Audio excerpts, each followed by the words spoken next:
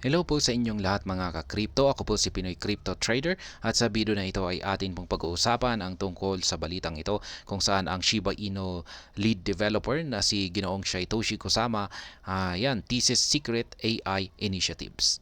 Yan, mukhang nagbibigay po siya rito ng parang yan, nagtitis po siya ng isang sikreto na parang may kinalaman sa isang AI initiatives. At ayan, bago po tayo magpatuloy ay nais ko po munang bigyang linaw ang aking disclaimer kung saan ang nilalaman po ng video na ito ay hindi po ito isang financial advice. For education and information purposes lamang po ang layunin nito. Maliban po dito ay nais ko na rin pong magbigay babala na wala pong kahit anumang group chat ang Pinoy Crypto Trader. Ayan, Shiba Inu's Kusama steers anticipation as he teases upcoming collaboration with the innovative Bad Idea AI team. Ayan, magkakaroon po pala sila ng meron silang nalalapit na collaboration dito kay Bad Idea AI. Ayan, sa mga hindi po nakakaalam ay kapartner po ni Shiba Inu si Bad Idea at Bad Idea AI. At nitong mga nakalipas lamang na araw ay si Bad Idea AI ay nakakuha po sila ng nailabas na po yung kanilang audit kay Certic. Ayan, at nagkaroon po silang ng score na 80. Kaya yan, Shiba Inu's lead developer Satoshi Kusama has set the community abuzz after hinting at an upcoming artificial intelligence projects in collaboration with the Bad Idea AI. Ayan, mukhang i-implement na po nila ang artificial intelligence dito sa SHIB ecosystem. In his post, Kusama thanked key Bad Idea AI members and suggested advancement on secret and not so secret AI initiatives for SHIB.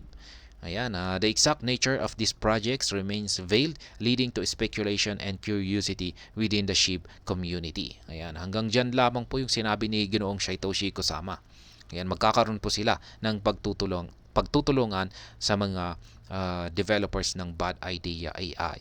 Kaya yan, alam naman po natin na ang specialty ng Bad Idea AI ay sa mga artificial intelligence. Kaya yan, alam natin na mukhang meron silang ide-develop na isang project na may kinalaman sa artificial intelligence.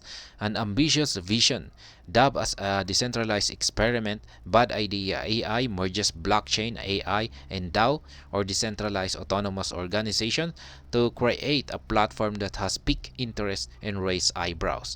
Their inaugural initiative, Konaiha, Consortium of AI for Humanity's Advancement, branded as the best case scenario group, seeks to leverage blockchain and DAOs to guarantee that AI evolution aligns with human progress. Ayan.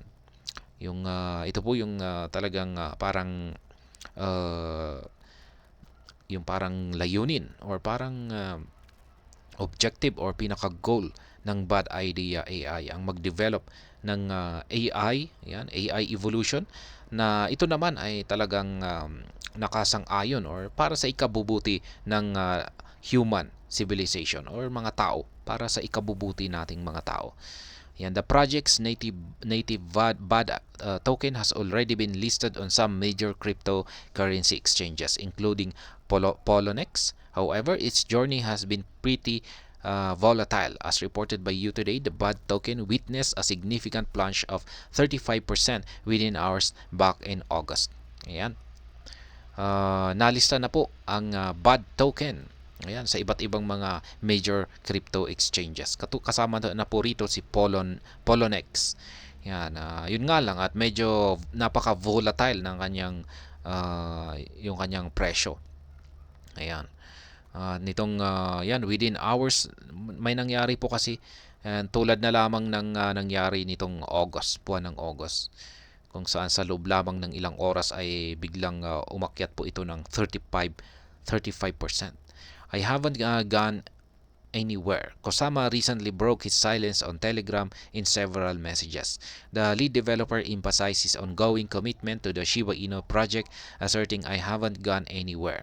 He has alluded to working with multiple international teams, focusing on building rather than mere publicity. Kusama has asserted that building and delivering remains their top priority. Ayan, yan po si Kusama, ang lead developer ng Shiba Inu. Yan, matagal po kasi siyang hindi nag-iingay. Ayan.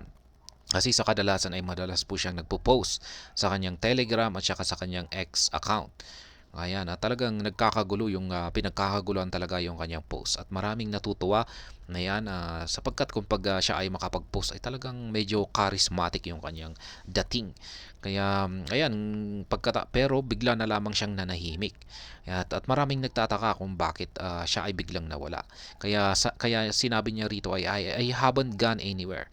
Sabi niya hindi siya nagpunta sa hindi siya nawala. Ayan. Sapagkat yung kanyang ginagawa ay nakafocus daw po siya sa kanyang pagtatrabaho. Ayan, siya ay nakikipag-usap sa mga iba't ibang mga teams, mga international teams at talagang nakafocus siya sa pagbi-build ng mga projects. Ayan. Uh, at talagang tinututukan niya yung paggawa ng mga projects at hindi lamang siya puro publicity or yung parang nagpapasikat. Kaya talagang yung priority ni Kusama ay talagang mag-build at saka mag-deliver ng para sa ikabubuti ng SHIB ecosystem. Kaya yan po yung kanyang top priority. Kaya tama po siya. Wala pong silbi kung puro pasikat lamang tayo pero wala naman palang nangyayari. Kaya mas maganda yung talagang ipakita natin na talagang meron tayong uh, na ilalabas uh, na yung talagang ginagawa natin na ilalabas natin na output. Yan po yung gustong mangyari ni Ginoong Satoshi Kusama kaya medyo naging busy siya. Kaya parang medyo nanahi pa kaya yan po ang dahilan kung bakit nagkaroon siya ng pananahimik.